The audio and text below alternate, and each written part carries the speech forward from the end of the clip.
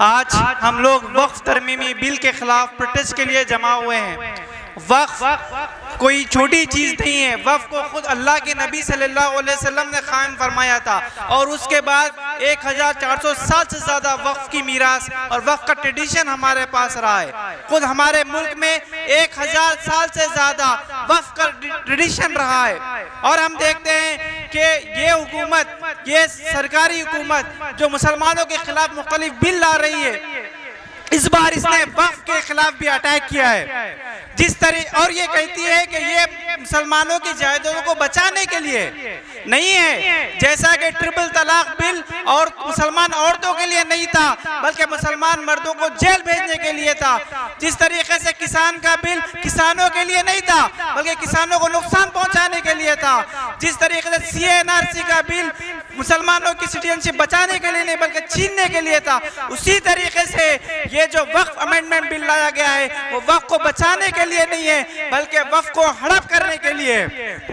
और हम ये भी देखते हैं कि जो CNRC का बिल जब लाया गया था तो उस मौके पर मुसलमानों की शहरियत छीनने की कोशिश की गई थी और आज हम देखते हैं कि वक्फ जो मुसलमानों की तहजीबी शनाख्त है उसको छीनने की कोशिश हो रही है।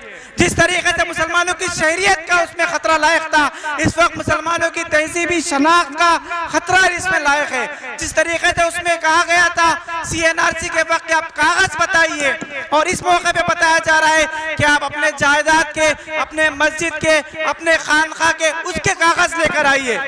तो जिस तरीके से हमने CNRC के खिलाफ मुल्कगीर एहतजाज किया था और एक इंच पीछे नहीं हटने वाले लोगों को कई साल पीछे ढकेल दिया था, अब हमारी ये जिम्मेदारी है कि फिर से एक बार हम लोग मुत्तहिद होकर आवाज बुलंद करें। हर मजहबी गुरों को ये आज़ादी होनी चाहिए कि वो अपने मजहबी उमूर चलाए।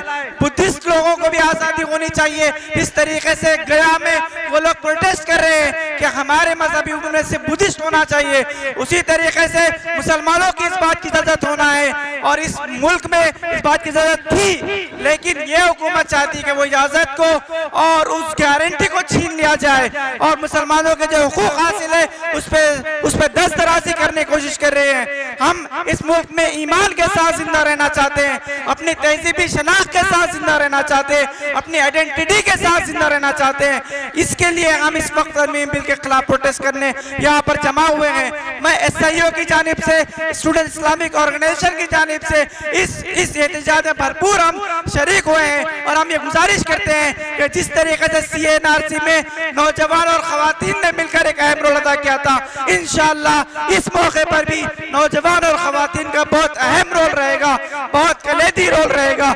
इसी को कहते हुए इंशाअल्लाह अपनी बात को रुखसत करता हूँ और उम्मीद करता हूँ कि हमारी जद्दोजहद से हम लोग वक्फ तरमीम बिल को वापस लेने के लिए एक मुल्कीर काम करेंगे इंशाअल्लाह। बहुत बहुत शुक्रिया।